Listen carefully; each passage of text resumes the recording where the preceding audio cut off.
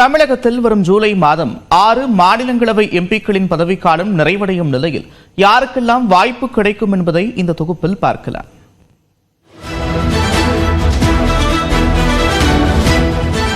மாநிலங்களவைக்கு தமிழ்நாட்டிலிருந்து 18 பேர் தேர்ந்தெடுக்கப்பட்டு வருகின்றனர்.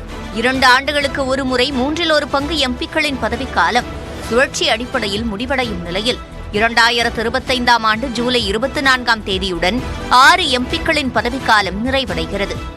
திமுக சார்பில் எம்பியாக உள்ள வழக்கறிஞர் வில்சன், தோமுச பேரவை பொதுச் செயலாளர் சண்முகம், எம் அப்துல்லா ஆகியோர்களின் பதவிக்காலமும், திமுக கூட்டணி சார்பில் தேர்வான மதிமுக பொதுச் செயலாளர் வைகோ, அதிமுக ஆதரவுடன் தேர்வான பாமக தலைவர் அன்புமணி, அதிமுகவின் சந்திரசேகர் ஆகியோர்களின் பதவிக்காலமும் நிறைவடைகிறது. தற்போதைய தமிழக சட்டப்பேரவையில் கட்சிகள் சார்பில் உள்ள உறுப்பினர்களின் அடிப்படையில் திமுக கூட்டணி சார்பாக 4 பேரும், அதிமுக சார்பில் ஒருவரும் உறுதியாக எம்பியாக முடியும்.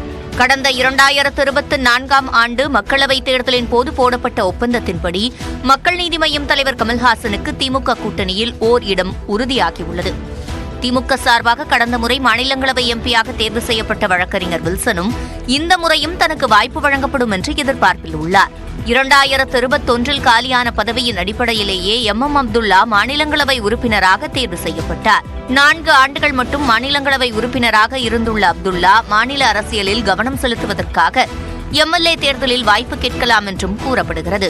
2 விதமாகவும் பேசுறாங்க. அதாவது மாவட்டங்களில் இருக்கிற மூத்தவர்களை எடுத்துட்டு அங்கே இளைஞர்கள் மாவட்ட கட்சிகளுக்கு போடலான்னு ஒரு எண்ணம் இருக்கு.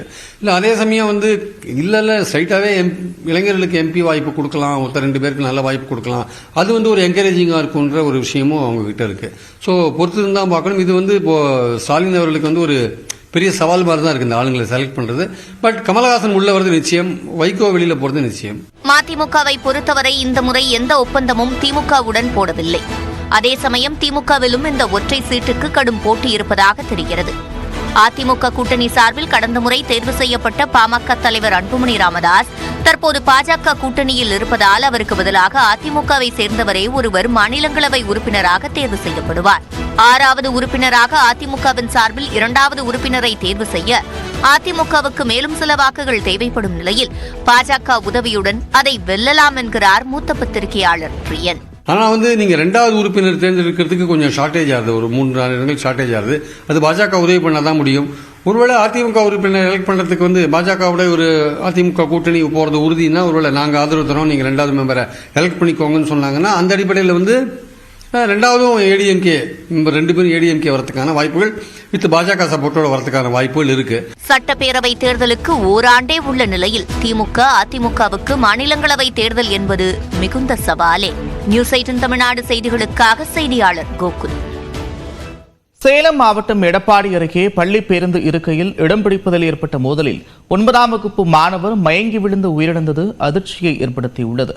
எடப்பாடியில் உள்ள விஸ்டம் மெட்ரிக் பள்ளியில் காமராஜ் நகர் பகுதியைச் சேர்ந்த ரயில்வே ஊழியரான கணபதியின் மகன் சரவணன் 9ஆம் வகுப்பு படித்து வந்தார். நேற்று மாலை பள்ளி முடிந்து வீடு திரும்பிய போது பள்ளி பேருந்தில் இடம் பிடிப்பதில் சரவணனுக்கும் மாணவர்களுக்கும் மோதல் ஏற்பட்டதாக தெரிகிறது.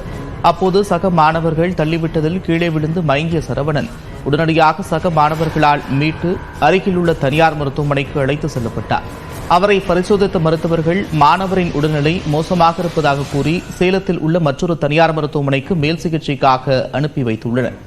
இந்நிலையில் இன்று காலை மாணவன் சரவணன் சிகிச்சை பலனின்றி பரிதாபமாக உயிரிழந்திருக்கிறார். இது தொடர்பாக விசாரணை மேற்கொண்டு வரும் காவலர்கள் சரவணனை தாக்கிய சக 9ஆம் வகுப்பு மாணவர்களை காவல் நிலையத்திற்கு அழைத்து சென்றனர்.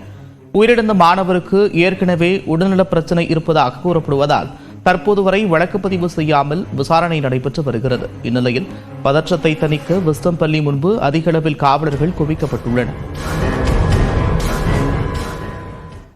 அரசியலில் தொழில்நுட்ப மாற்றங்கள் ஏற்பட்டிருப்பதால் அதற்கு ஏற்ற வியூக வகுப்பாளர்கள் தேவைப்படுவதாக பாமக தலைவர் அன்புமணி ராமதாஸ் தெரிவித்துள்ளார். தாவேக தலைவர் விஜய் மற்றும் வியூக வகுப்பாளர் பிரசாந்த் கிஷோர் சந்திப்பு குறித்த கேள்விக்கு அவர் இவ்வாறு பதிலளித்திருக்கிறார். இன்னைக்கு அரசியல் என்பது ஒரு தகவல் தொழில்நுட்பம் இணைந்திருக்கிறது. டிஜிட்டலைசேஷன் ஆஃப் பாலிடிக்ஸ் இருக்குதா இல்ல?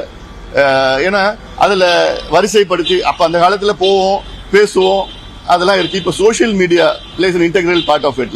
அது போன்று அது இல்லாமல் எல்லாமே டிஜிட்டலைசேஷன் இருக்கு. அவங்களுக்கு இணைப்பு, நானும் என்னுடைய கிளை செயலாளர்கிட்ட பிசிக்கலா பேச முடியாது. பேசுறதுக்கு வந்து ஒரு ஒரு ஒரு கொஞ்சம் டைம் ஆகும். ஆனா டக்குன்னு அவங்க நினைச்சாலும் என்ன கம்யூனிகேட் பண்ணலாம். அப்படிலாம் இருக்கிற சூழலை உருவாக்கிட்டு இருக்கிறது நமக்கு இது போன்ற தொழில்நுட்பங்கள் இது போன்ற நிபுணர்கள் தேவைப்படுகிறார்கள்.